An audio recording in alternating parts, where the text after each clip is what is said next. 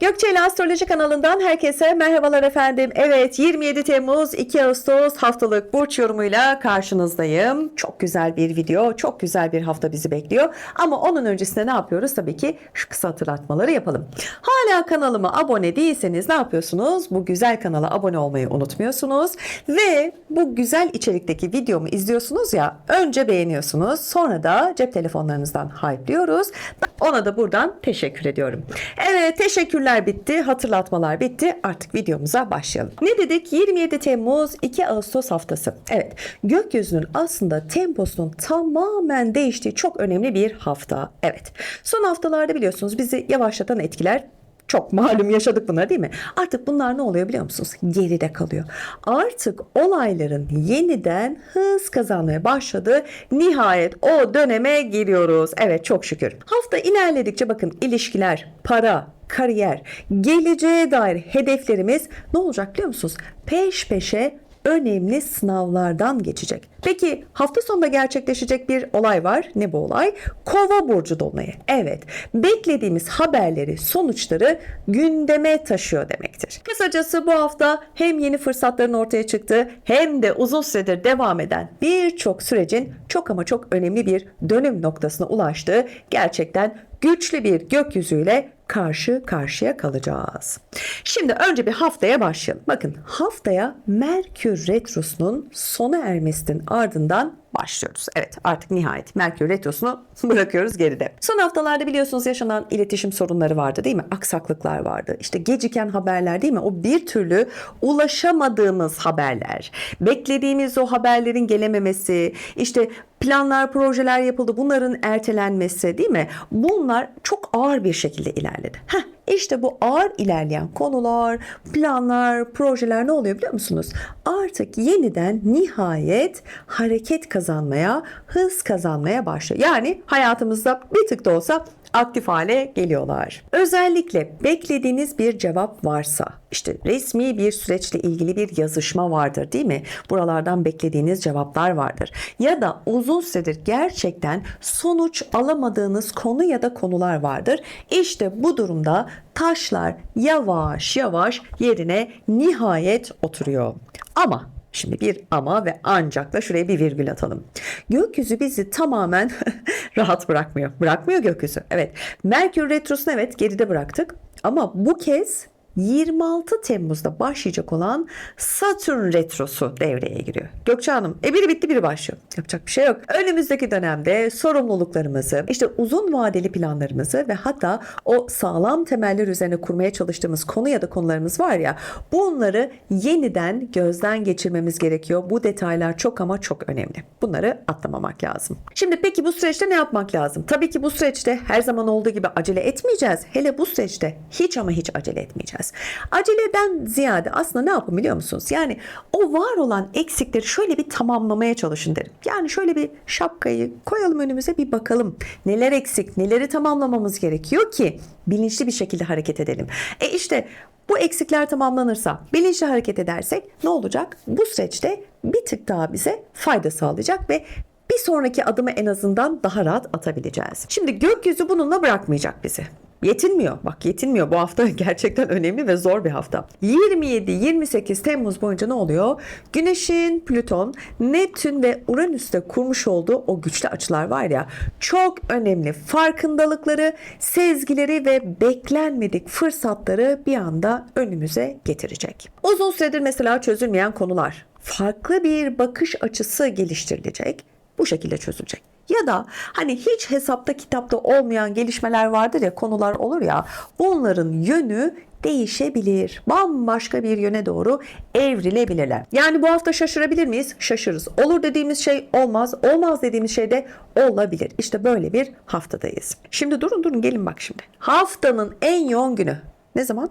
29 Temmuz'da olacak. Ne olacak Gökçe Hanım? Dinle.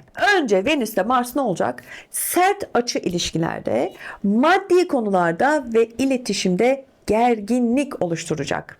Evet, şu an yüzünüzün düştüğünü, ses tonunuzun hafif titremeye başladığını hissedebiliyorum. Dediğim gibi bu hafta gerçekten önemli bir hafta. Bakın ne dedim? 29 Temmuz haftanın en yoğun günü.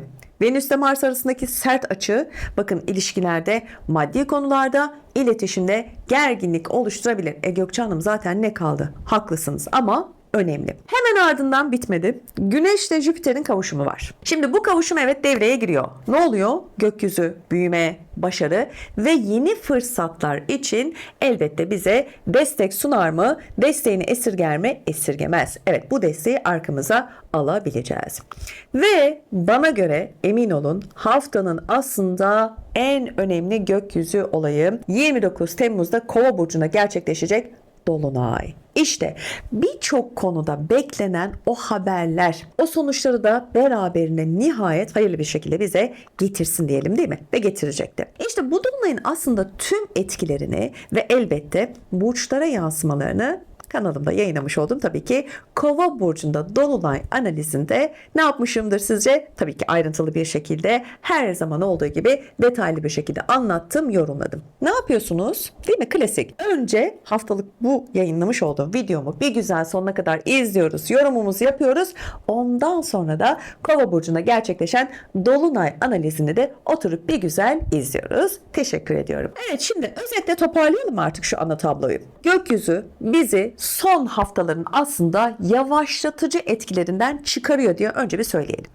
Ardından uzun vadeli planlarımızı yeniden gözden geçirmemizi istiyor. Aslında bunlar çok önemli detaylar, biliyor musunuz? Bakın, hep aşama aşama bizi ne yapmamız gerektiği konusunda o kadar güzel yönlendiriyor ki yapmamız gereken şey acele kararlar yok. Bu süreci adım adım takip etmek ve önemli farkındalıklar, fırsatlar da bize sunacağı için haftanın sonunda da o güçlü Kova dolunayıyla birçok konuyu da nihayet sonuçlandıracağız. Aslında hafta zor gibi görünebilir, biraz böyle bizi sınayacak gibi görünebilir ama doğru hareket eden, bilincini güzel kullanabilen, farkındalığı yakalayan bu haftayı şanslı kapatır. Hadi gelin o zaman ana tabloyu özetledik. Şimdi bakalım 12 burcu etkileri nelermiş bakalım. Sevgili Koç ve yükselen Koçlarla başlayalım bakalım bu hafta bizi ve sizleri neler bekliyormuş. Şimdi efendim, haftanın başında aslında beklenmedik bir telefonla, görüşmeyle nihayet böyle bir start veriyorsunuz. Daha önce vazgeçtiğinizi düşündüğünüz bir planınızın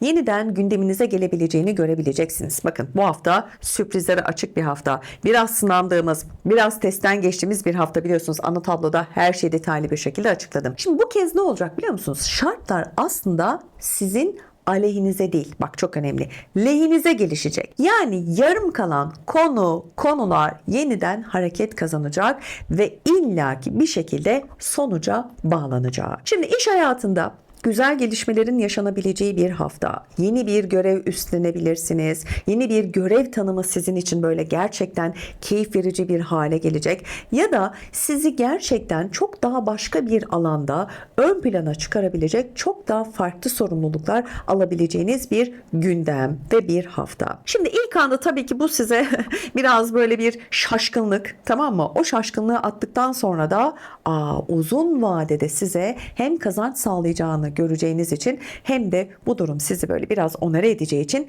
keyif alacaksınız. Bence tadını çıkarın bu hafta. Maddi tarafta evet, yüzünüzü güldürecek gelişmelerin yaşanabileceği bir hafta. Uzun süredir almak istediğiniz ne varsa, bu televizyon olabilir, bir cep telefonu olabilir, ev eşyası olabilir, yani araç olabilir, anlatabiliyor muyum? Bunlar biliyorsunuz hani bir tık daha maddi anlamda sizi zorlayabilecek, bütçenizi zorlayabilecek durumlar olduğu için bunları alabileceğiniz çok güzel fırsatlar yakalayacaksınız. Bakın, yakın bir arkadaştan gelecek gerçekten çok ani bir güzel teklif var. Hafta sonu bu teklif planlarınızı bak tamamen değiştirecek. Hatta uzun zamandır ihtiyacınız olan aslında o moral değişikliğini işte bu gelen ani teklifle yakalayacaksınız. Hiç hayır demeyin, değerlendirin. İlişkiler tarafında ise biraz sanki böyle dikkatli olmanızı isteyeceğim. Neden? Partnerinizle böyle ortak harcamalar konusu gündeme gelecek. İşte bu ortak harcamalarda neler var? Tabii ki maddi konular.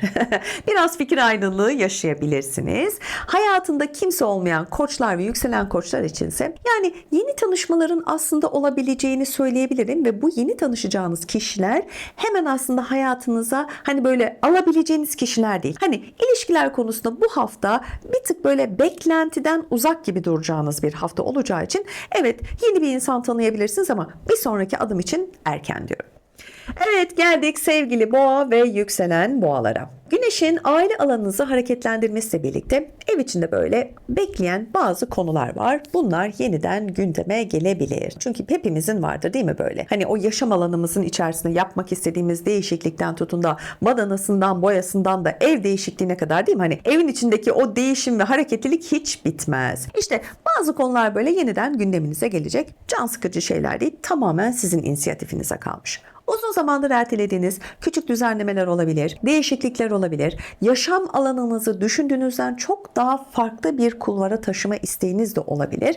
Yani bunu bir tık daha sizin için aslında kullanışlı hale getirebileceğiniz bir hafta. Ama bu tamamen tabii ki size bağlı. Aile tarafında da hareketlilik var. Özellikle yakın bir akrabanızla ilgili gerçekten güzel, sevindirici bir gelişme yaşanacak. Bir telefon olabilir, bir mesaj olabilir ya da girmiş olduğunuz o ortamda bu güzel haberi alacaksınız. Haliyle de bu güzel haber kısa süreli de böyle bir aile içinde hem mutluluk, duygusal anlar ve hareketliliğin yaşanmasına sebep olacak. Ve ilişkiler. Haftanın belki de en güçlü alanlarından biri sizin için çalışıyor. Evet, partnerinizle ortak karar almanız gereken bir konuda nihayet. Oh çok şükür hani ortak noktada buluşabileceksiniz. Bekar boğalarsa biraz böyle hani güven veren biriyle yeni bir iletişime başlayabilirsiniz. Hani haliyle değil mi? Şimdi güvenin olmadığı bir yerde bir şey olabilir mi? Hele bir de hiç tanımadığınız bir insan değil mi? Hayatınıza almak istediğiniz insan. Dolayısıyla da güven ilişkisi olmak zorunda. Aslında bakın burada evet güven ilişkisi var ve güven veren biriyle de tanışma ihtimaliniz de çok yüksek.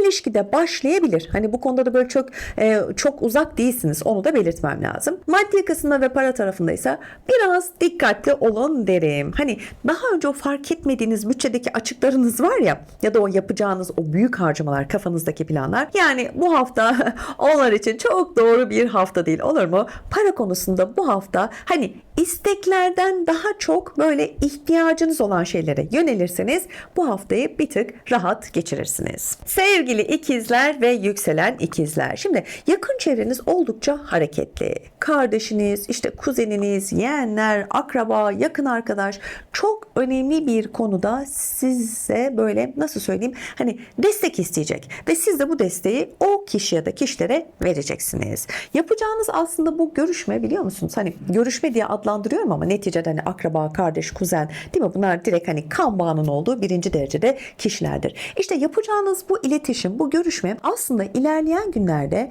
sizi çok bambaşka yerlere taşıyacak ve şaşıracaksınız. Yani bu görüşmeden bu farklı kapı nasıl açıldı bile diyebilirsiniz. Evet, böyle bir süreç. Bu hafta özellikle ticaretle uğraşan ikizler varsa yeni fikirlerinizin olabildiğince dikkat çektiğini söylemem lazım. Kuracağınız yeni bir bağlantı ya da böyle gerçekten farklı bir çalışma metodu, yöntemi işinizi çok daha büyütecek ve sonunda da bu fikir tabii ki fırsatlar büyüyeceği için çok daha farklı yerlere doğru da gidebilecek. Anlatabiliyor muyum? Yani işiniz büyüyor ve akabinde de fırsatlar da çoğalıyor. Doğru orantılı ilerleyecek. Yani bu hafta yapacağınız planlar, programlar, evet değişiklikler var.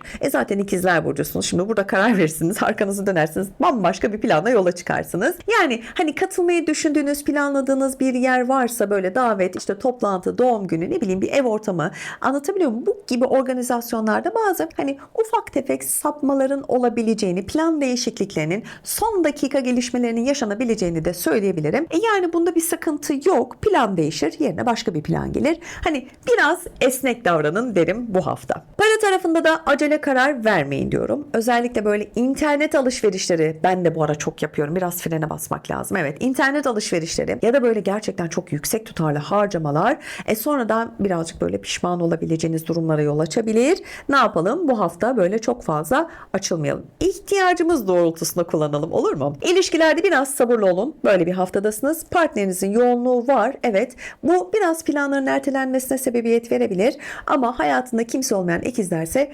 kararsız davranan bir kişi nedeniyle beklemek zorunda kalabilirsiniz. Yani ilişkiler konusu pek böyle bir havada kaldı değil mi bu hafta sizin için? Hani net değil ama olsun. İlişkisi olanlar birazcık sabırlı olacak. İlişkisi olmayanlarsa kararsız davranan bir kişi nedeniyle biraz beklemek zorundasınız. Geldik sevgili yengeç ve yükselen yengeçlere. Bu hafta yüzünüzü gerçekten bakın güldürecek çok güzel gelişmeler var. Ve bu gelişmeler hangi konuda yaşanıyor biliyor musunuz? Maddi konularda. Evet, para şıkır şıkır geliyor diyelim.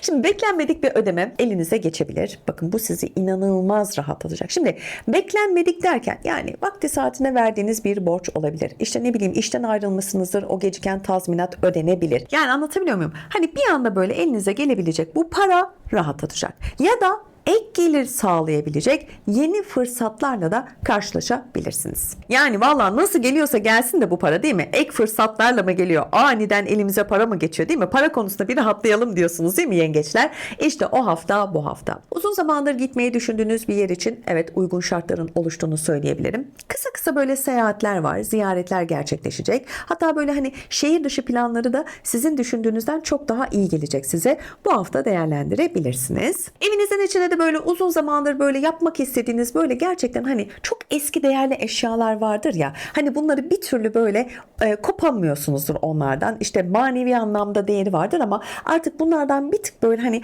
ayrılabilme gibi bir durum söz konusu olacak. Yani yaşam alanınızı böyle daha düzenli bir hale getirebileceksiniz. Yani her zaman söylerim evde yapılacak o küçük değişiklikler değil mi? Evin enerjisini, havasını gerçekten çok bambaşka bir hale dönüştürebilir. Şimdi hatta bu kısmı şöyle de diyebilirim. Kullanılmayan eşyalar vardır. Böyle bir her evde vardır. Adiye depo vardır. İşte o depoların temizlenme zamanı. Evet, ilişkiler tarafı biraz daha hassas görünüyor. Partnerinizle geleceğe dair çok önemli bir konuda çok farklı düşünceleriniz oluşacak. Ama tabii ki bu farklı düşünceler böyle bir kopma değil. Bir araya soğukluk, mesafe girmesi açısından değil ama herkesin fikrini söylemesi açısından güzel bir ortam. Hayatında kimse olmayan yengeçler içinse aslında yeni tanışabilecekleri o başlangıçlar ve kişiler konusunda ben ne derim biliyor musunuz? Bu hafta çok acele karar vermeyin. Böyle bir hani o heyecan, o tık tık olma ihtimali var ama acele karar vermeyin. İlişkiler konusunda bu hafta çok fazla zorlayıcı olmayın derim. Hafta içinde yapacağınız bir görüşme ya da alacağınız bir tavsiye Ağustos ayında bakın başlayacak o yeni planlarınızın aslında çok net bir şekilde temelini oluşturacak. O yüzden dikkatli olun derim. Sevgili aslan ve yükselen aslanlar, şimdi bu hafta yurt dışı bağlantılı konuların sizin için ön plana çıktığını görüyorum. Vizeler, pasaportlar, o resmi başvurular, işlemler, hatta uzun süredir beklediğiniz o evrak, o süreç biliyorsunuz bekleme süreci haliyle bekliyorsunuz. Biz de yaşadık o süreci. Düşündüğünüzden çok daha olumlu ilerliyor. Onu da söyleyeyim. Yani yurt dışı konularında destekleniyorsunuz. Hadi hemen uçak biletlerini şimdiden ayırtın, yerinizi belirleyin derim. Uzun zamandır gitmeyi düşündüğünüz farklı bir şehir ya da böyle ülke için gerçekten o somut adımlar nihayet atılıyor. Yapacağınız planlar aslında önünüzdeki o dönemin yeni fırsatlarının da kapısını bakın şöyle bir aralıyor. Tamam, kapı aralanıyor, kafayı böyle uzatabiliyorsunuz. Yani görebiliyorsunuz içeriği. Beklediğiniz bir kargo, yurt dışından gelebilecek ürün, ürünler, eşyalar ya da çok önemli bir teslimat evet nihayet elinize ulaşacak sorunsuz bir şekilde. Bunun da biraz tedirginliği vardı ama elinize ulaşıyor. İlişkiler tarafı haftanın aslında güçlü alanlarından biri, güçlü çalışıyor. Bakın ilişkisi olan aslanlar, partneriyle çok uzun zamandır konuştuğunuz o tatil, şehir dışı planları var ya, bunlar netleşiyor, gidiyorsunuz. Bay bay, şimdiden iyi tatiller. Ama hayatında kimse olmayan aslanlar o seyahat sırasında bakın farklı bir ortamda yeni biriyle de tanışabilme ihtimaliniz var biliyor musunuz? Zaten nasıl tanışacaksınız? Evde oturduğunuz zaman kimse gelip de sizin kısmetiniz değil mi? Kapıyı çalmayacak. Ya bir arkadaş ortam olacak ya girdiğiniz sosyal çevre, ortamlar. Haliyle artık günümüz şartlarında böyle tanışılıyor. Yapacak bir şey yok. Yani ilişkiler konusunda da güzel bir hafta diyebilirim. Ve para tarafı biraz temkinli olun derim. Özellikle döviz, altın ya da böyle hani birikimleriniz varsa işte bu konuları böyle hani önemli kararları bu hafta bence vermeyin derim. Ya biraz daha bekleyin. Hani ne bileyim işte yükseldi. Hani bir an önce elden çıkartayım. Bence bu hafta öyle bir hafta değil. Olur mu? Yani para konusunda bu hafta bir tık daha böyle hani destek alamadığınız için frene basın. Elinizdeki birikimleri, kaynakları tutun. Tamam, bu hafta o hafta değil. Sevgili Başak, bu hafta resmi kurumlarla ilgili işler bakın istediğiniz hızda maalesef gitmeyecek. Çok isterdim. Evet, yani bu işler konusunda istediğiniz hız nihayet bu hafta gerçekleşiyor demek isterdim ama maalesef gerçekleşemeyecek. O hızda olmayacak. İşte mahkeme, noter ya da devlet dairelerinde beklediğiniz işlemler biraz daha maalesef zaman alacak gibi görünüyor. Özellikle resmi konular bu hafta biliyorsunuz sizin için çok önemli. Bir kez daha altını çiziyorum. Aman diyorum, çok dikkatli olun. Geç olsun, temiz olsun. Sigorta, ruhsat ya da böyle resmi belgelerinizle ilgili böyle eksik kalan bir evrak söz konusu olacak. Bunları tamamlamanız gerekecek bu hafta. Yani o küçük ihmaller var ya, sonradan başınızı ağrıtır.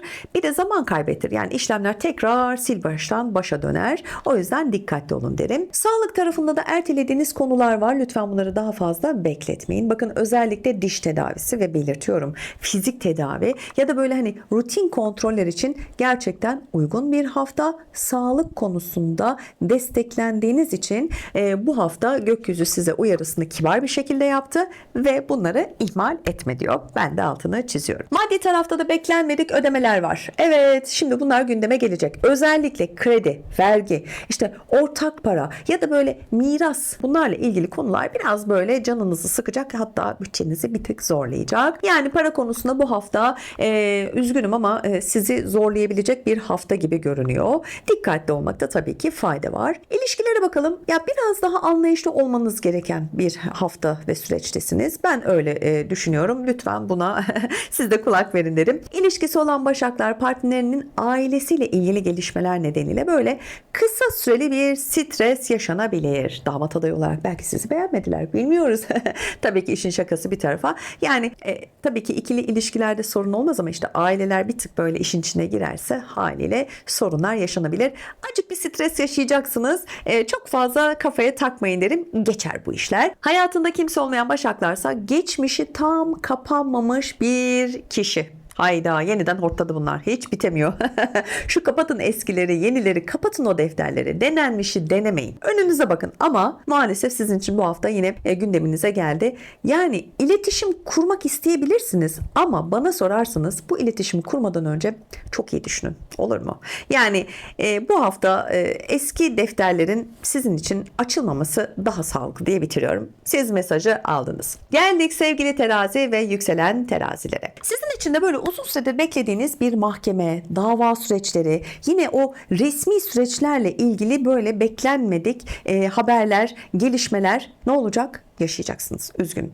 Yani o beklediğiniz haberlerin gelmesiyle birlikte aslında üzerinizdeki yükün biraz hafifleyebileceğini de göreceksiniz. Resmi konular bakın bu hafta bir tık da olsa, hani tam net sonuçlanmasa bile güzel gelişmeler yaşanacak. Yani bu bile sizi rahatlatacak. Çünkü aynı yerde sayıyordu, duruyordu, tamam mı? Bir tık böyle bir ilerleme var.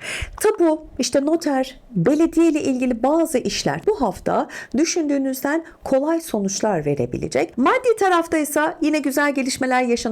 Ev, arsa, araç, işte ne bileyim değerli bir eşyanın alım satımı, bu gibi şeylerle ilgili bakın yüzünüzü güldürecek güzel gelişmeler var. İşte maddi tarafta rahatlayacaksınız. Yani para konusunda bu hafta böyle çok da canınız sıkılmayacak. Eviniz varsa satabileceksiniz. Arsanız varsa satabileceksiniz ya da elinizdeki birikimle bunları alabileceksiniz. Bu anlamda güzel hafta diyebilirim sizin için. Ailenizden birinin bakın sağlık süreci. Evet, sağlık süreciyle ilgili sevindirici haberi nihayet alıyorsunuz. Evet, bir süredir bu haberi bekliyordunuz. İşte bu belirsizlik nihayet ortadan kalkıyor. Bu hafta güzel, olumlu, hayırlı haber alıyorsunuz. Yorumlarda bekliyorum. İlişkiler tarafında da acele karar vermeyin derim. Yani ilişkisi olan teraziler biraz böyle taşınma ya da hani birlikte yaşama gibi önemli konuları konuşacaksınız ama son kararı vermek için biraz daha beklemek sanıyorum çok daha doğru olacak sizin için. Hayatında kimse olmayan teraziler ise yeni tanışacağınız kişileri biraz zamana bırakın derim. Çünkü İnsan öyle kolay kolay tanınmıyor. Bazen insan yeri geliyor değil mi? Eşini tanıyamıyor yıllardır. Aynı evde yaşadı. O yüzden çok acele karar vermeyin. Sizin için zaman kavramı burada çok önemli. İlişkiler için evet bu hafta wow diyebileceğimiz bir hafta olmasa da özellikle ilişkisi olmayanlar için zamanı bıraktığınızda hep birlikte göreceğiz bakalım. Hayırlı mı? Hayırsız mı? Sevgili akrep ve yükselen akrepler, uzun zamandır planladığınız bir ameliyat, medikal işlem ya da tedavi süreci varsa bu hafta şartlar istediğiniz gibi ilerleyecek. Kendinizi fiziksel olarak böyle daha güvende hissedeceğiniz gelişmeleri yaşayacaksınız. Sağlık konusuna bakın, bu hafta güzel bir hafta. Bunları değerlendirin derim. Beklediğiniz toplu bir ödeme, tazminat ya da alacağınız hesabınıza geçebilir, biliyor musunuz? Yani sabah uyandığınızda aa diye şaşırabilirsiniz. Maddi açıdan oh diyebileceğiniz, rahatlayacağınız çok güzel gelişmeler var. Ay, para konusu bu hafta gerçekten sizi rahatlatacak. Yüzünüz gülüyor. İşiniz nedeniyle de böyle kısa süreli bir şehir dışı, yurt dışı seyahatleri gündeme gelecek. Şimdi buralarda böyle görüşmeler, haliyle de ziyaretler yapacaksınız. Bakın bu yapılan ziyaretler, tamam mı? Bu görüşmeler ilerleyen dönemler için sizlere çok güzel yeni iş fırsatları getirebilecek. Yani belki de o gittiğiniz seyahat sırasında değil mi? Özür diliyorum. Yeni iş yerinize bay bay deyip, evet eski iş yeriniz olmuş olacak. Yeni iş yerine de merhaba diyebilirsiniz. Sizin için güzel fırsatlar olabilir. Bakın, araç değişikliği yapmayı düşünen akrepler varsa araştırmalarınızı bu dönemde bir tık hızlandırın derim. Desteklenen güzel bir hafta. Hatta satın alma konuları, evet bu gibi seçenekler var, önünüze gelecek. Bence bu hafta uygun bir hafta. Eğer istediğiniz aracı bulduysanız, bu anlamda da maddi bütçeniz yeterliyse alın derim. Hayırlı uğurlu olsun, kazasız belasız günlerde kullanın. İlişkiler tarafında biraz daha dikkatli olun. İlişkisi olan akrepler, aile büyüklerini ilgilendiren bir konuda partneriyle farklı fikirde olabilirsiniz. Tabii ki aileler önemli ama bu hayatı iki kişi yaşayacaksınız. Sizin kararlarınız bence çok daha önemli. Naçizane tavsiye, aileleri çok fazla karıştırmayın derim. Hayatında kimse olmayan akreplerse yeni başlayacak ilişkilerde bakın sizler için gerçekten önemli. Evet, çünkü ilişkiniz yok. Yeni insan tanımak istiyorsunuz. Belki size işte bir yuva kurmak istiyorsunuz değil mi? Güvendiğiniz, inandığınız bir insanla yola çıkmak istiyorsunuz ama çıktı karşınıza. Aa tamam, hadi ben hemen işte ailemle tanıştırayım. Bir evlilik, ciddi bir adım atalım. Hayır. Acele karar asla bu hafta yok. İlişkiler konusunda en azından bu hafta sizin için acele kararlardan ziyade siz birazcık böyle bir gözlemleyin derim. İnsan tanımak öyle kolay değil. Hele şu zamanda. Geldik sevgili yay ve yükselen yaylara. Ticaretle uğraşan yaylar var mı? Ekran başına. Bak, bu hafta çok büyük kararları biraz ertelemek zorundasın. Heyecanlandınız değil mi? Evet, bu hafta o hafta girin şu işe, para kazanacaksınız. Hayır, kesinlikle şaka bir tarafa. Çok büyük kararları bu hafta lütfen almayın, olur mu? Erteleyelim. Bir tık erteleyelim. Evet, işinizi büyütmek isteyebilirsiniz. Yeni bir ortakla başlamak isteyebilirsiniz. Ya da yüksek maliyetli bir yatırım yapmak için maalesef gökyüzünün bu anlamda desteğini alamayacaksınız. Yani o hafta bu hafta değil, güçlü çalışmıyor bu anlamda. Bir kez daha söyleyeyim. Bakın, ticaret konusunda bu hafta çok böyle riskli kararlar asla vermiyoruz. Var olanı bu hafta bir koruyalım. Ondan sonraki haftalarda bakacağız. Beklediğiniz bir ödeme birkaç gün gecikebilir. Ya da böyle planladığınız bir para akışı varsa bu istediğiniz gibi maalesef gitmeyecek. Bu nedenle de bütçenizi lütfen bu hafta kontrollü bir şekilde yönetin. Çok fazla açılmayın derim. Para konusu evet bu hafta sizin en çok zorlanacağınız hafta olacak. Ticaretle uğraşanlar için ve dediğim gibi yani para konuları, maddi kısımlar bu hafta sizi zorlayacak. Temkinli olun. Anneniz ya da babanızla yapacağınız bir konuşma, uzun zamandır kararsız kaldığınız bir konuda size gerçekten çok bambaşka bir bakış açısı kazandıracak. Aile büyüklerinden gelecek destek bu hafta gerçekten kıymetli. Evet, ailenin desteği tabii ki her zaman için çok önemli ve kıymetli. Aile konuları, ev konuları bu hafta sizin bir tık yüzünüzü güldüren yerler. Para konusundan sonra. Bakın, komşularınızla ya da yaşadığınız işte apartman, muhit, mahalleyle böyle hani bu konularla böyle beklenmedik bir gelişme gündeminize gelecek. Küçük bir sorun olabilir. Çok kısa sürede de yani çözüme illaki kavuşturacaksınız diyorum. Neticede komşuluk hakkı diye bir şey var, değil mi? Yüz yüze bakıyorsunuz ama hani böyle ufak tefek şeyler olur ya, işte böyle bir hafta olabilir. Evet, dediğim gibi kısa sürede çözüme kavuşturacaksınız. Çok da fazla uzayacak tartışmalar ya da sorunlar değil. Şimdi ilişkiler tarafına bakalım. Sevgili yaylar, partnerinizle biraz böyle sıkıntılar var ama bu sıkıntıların sebebi ne biliyor musunuz? Biraz partnerinizin ailesinin ağzına bakması. Hani birazcık böyle iki arada bir derede kalıyor. Hani sizin yanınıza geldiği zaman siz haklısınız ama ailenizin yanına gittiği zaman onlar haklı diyebilecek bir pozisyon var. Yani biraz böyle fikir ayrılıkları var bu dönemde. Ama hayatında kimse olmayan yaylar içinse bakın uzak mesafede yaşayan biriyle iletişime başlayabilirsiniz. Belki ne zamandan beri bir yazışıyorsunuz değil mi? Farklı şehirde olabilirsiniz, farklı ülkede olabilirsiniz. Hani biraz böyle olayları zamana bıraktınız.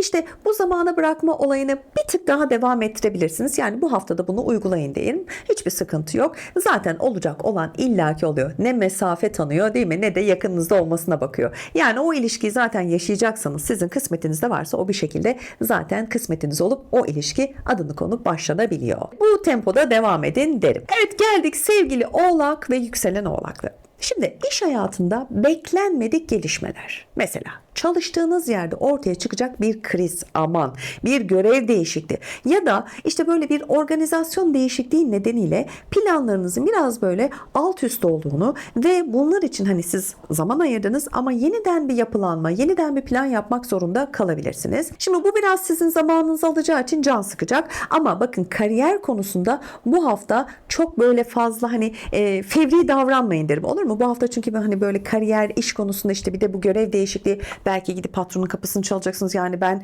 niye böyle bir şeyden dolayı görev değişikliği yaşadım gibi hani böyle ağız dalaşı, münakaşası olabilir. Dolayısıyla hani buralarda çok fevri davranmayalım. Çünkü iş ve kariyer konusunda çok fazla destek yok gökyüzü tarafından.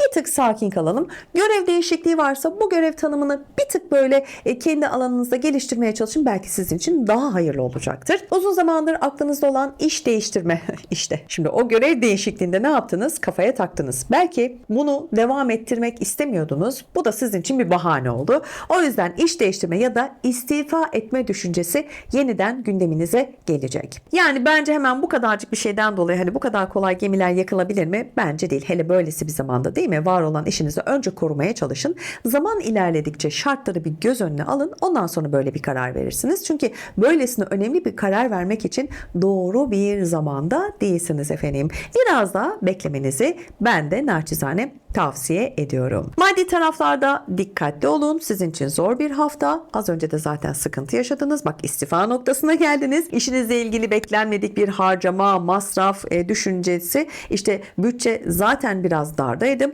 Daha da zorlayacak. Bakın bu hafta kariyer, maddi kısımlar, aman diyorum, zorlanabileceğiniz ana başlıklar. Çok fazla fevri olmayın. Bir tık şöyle nefesinizi alın, sakin kalın. Yakın bir akrabanızla da yaşayacağınız, hadi bir de bu olsun, fikir ayrılığı, biraz tartışma aslında büyümeyecek. Tamam mı? Bu biraz da size bağlı. Fevri davranmayıp da böyle kırıcı olmazsınız, büyümeden çözülecek. Yani karşınızdaki kişi bence dinleyin derim. O yüzden kısa sürede toparlayabileceksiniz. Ay Gökçe Hanım, ne olur ilişkiler konusunda olumlu bir şey söyleyin diyeceksiniz. Bakalım. İlişkiler kısmında da bir tık böyle sakin, yumuşak davranın. Özellikle partnerinizle birlikte almış olduğunuz bir kararı belki yeniden değerlendirme gibi bir konu olabilir. Bunda bir sıkıntı yok. Yani konuyu gereksiz yere uzatmayın. Bakın sizin için bu hafta önemli. Doğru kararları zaten alacaksınız. Yani ilişkiler konusu, para konusu, aileyle ilgili yaşanabilecek sıkıntılar bu hafta sizi zorlayacak alanlar. Yani Allah yardımcınız olsun. Daha da fazla uzatmayayım. Geldik sevgili Kova ve yükselen Kovalara. Şimdi ilişki tarafı bu haftanın aslında en güçlü çalışan alanlarından biri. İlişkisi olan Kovalar, bakın uzun zamandır beklediğiniz o önemli konuşmayı yaparak belirsizlikleri ortadan kaldıracaksınız. Bak, nihayet net adımlar atabileceksiniz. Hayatında kimse olmayan Kovalar sosyal çevreden biriyle olabilir. Yakın bir arkadaş aracılığıyla olabilir. Böyle bir hafif bir yakınlaşma yaşayabilirsiniz. Yani aklınızın bir köşesinde o kişi yer edecek. Maddi tarafta da yüzünüzü güldürecek çok güzel gelişmeler var. Daha önce yapmış olduğunuz bir yatırımın karşılığını almaya başlayabilirsiniz ya da bununla ilgili güzel bir ek gelir sağlayabilirsiniz. Yani fırsata dönüştürebileceksiniz. Para konusu da bu hafta güzel işliyor sizin için. Ticaretle uğraşan Kovalar varsa yeni müşteriler, yeni iş ortaklıkları, birliktelikler, anlatabiliyor muyum? Güzel. Yani önünüzdeki döneme aslında çok güçlü bir başlangıç yapacaksınız. İşte temelleri bu haftadan atılıyor. Kardeşiniz ya da yakın bir dostunuz. Hani kardeş gibi görürsünüz ya da gerçekten kan bağı olan kardeşinizle ilgili. Hani sizden çok önemli böyle bir konuda destek isteyebilir. Maddi, manevi. Anlatabiliyor muyum? Bu desteğin değil mi? Hani sadece maddi kısmı yoktur. Manevi destek de çok önemlidir. İşte yapacağınız bu yardım aslında sizin aranızdaki bağı daha da güçlendirecek. Yani gerçekten kardeşim yorulmuşsun diyebileceği bir nokta yaşayacaksınız. Sağlık tarafında temponuzu biraz dengeleyin derim. Hani o yoğun çalışma temposuna kendinizi bir kaptırdınız ama işte bu fazla bir tempoydu. Buna gerek yok. Gereğinden fazla yormayın derim. Çünkü sağlık hafife alınabilecek bir şey değil mi? Evet, güzel bir hafta olsun sizler için de. Ve geldik son burcumuza. Sevgili balık ve yükselen balıklar. Sağlık. Bakın az önce kovalar için söyledim, sizin için de söylüyorum. Gerçekten dikkat etmeniz gereken bir konu. Bakın en başa almışım. Özellikle boyun, sırt, kas ve iskelet sistemi. Bakın bunlar çok önemli. Bunlar neyle bağlantılı? Stresle bağlantılı. Ben de azıcık stres yapayım. Dengem şaşıyor. O yüzden uzun zamandır şu ertelediğiniz yoğun temponuzu birazcık düşürün derim. Bakın vücut ne yapıyor? Size sinyal gönderiyor. Var olan kontrollerinizde geciktirmeyin. Maddi tarafta beklenmedik harcama var. Gündeme gelecek. Özellikle sağlık, ev ya da aile ile ilgili masraflar azıcık bütçenizi zorlayabilir. Para konusunda tabii ki sağlığınız ve evle ilgili, aile ile ilgili harcamayacaksınız da kime harcayacaksınız? Evet. Ama bir tık böyle bütçeyi sarsabilir ama yapacak bir şey yok. Bu harcamalar olacak. Ailenizde yaşça büyük birinden alacağınız o destek bakın sizi o kadar böyle güzel bir noktaya getirecek ki hani ya uzun zamandır aslında istediğim şey buymuş diyeceksiniz. Çok büyük bir rahatlama yaşayacaksınız. Özellikle de tecrübeli bir aile büyüğünün tavsiyesi bakın oldukça işinize yarayacak. Yani sizi yeniden doğuracak diyebilirim. İlişkiler tarafında biraz sabırlı olmanızı tavsiye edeyim mi size? Evet. Özellikle bakın ilişkisi olan balıklar. Partnerinizin yoğun temposu nedeniyle